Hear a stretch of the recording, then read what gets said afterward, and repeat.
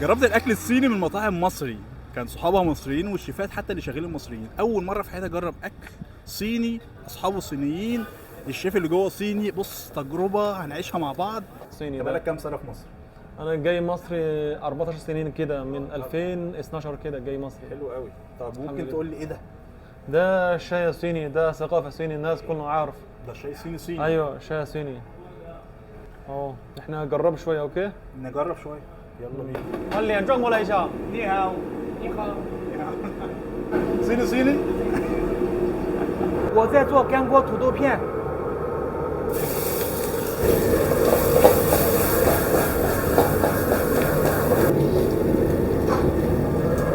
非常好吃，芝麻。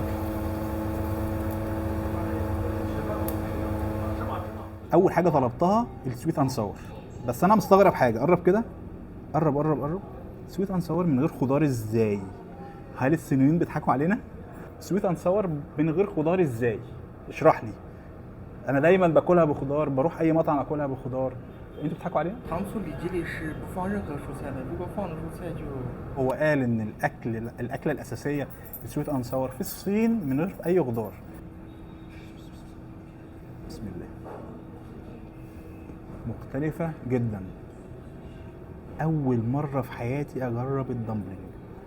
هي عباره عن عجينه وجواها المفروض لحمه مفرومه او بيف. هي المفروض تتحذف على طول، فهنحذفها نقول بسم الله. اشرحها لك عشان انت اكيد مالكش في الصيني زي حالاتي. هو عجينه عامله زي المكرونه وجواها لحمه مفرومه، بس البصل فيها كتير قوي.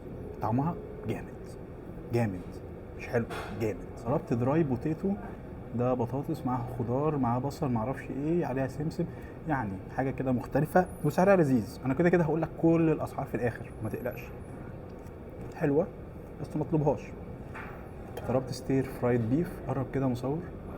قطع لحمه متقطعه صغير خالص وخضار فلفل الوان، يعني فلفل اخضر وفلفل احمر. حلوه قوي دي. ستير فرايد نودلز، انا كل ده اول مره اجربه من مطعم صيني متخصص. ده نفس الصوص اللي فات جدا، قريب منه جدا، وعليه قطع بيف برضو بس نودلز. هو مزود لك هنا يعتبر نودلز. في النودلز كده. وطلبنا بيف نودلز، بس طالما الطبق كبير وهيكفي فردين فانت جاي لك حاجه اهو تاكل فيها عشان ما تبوظش الدنيا. بص رفع قطعه اللحمه رفيعه خالص، فندقها لوحدها كده نخش على النودلز نفسها. حلو، لحمه لذيذه. بص بقى مصور كده.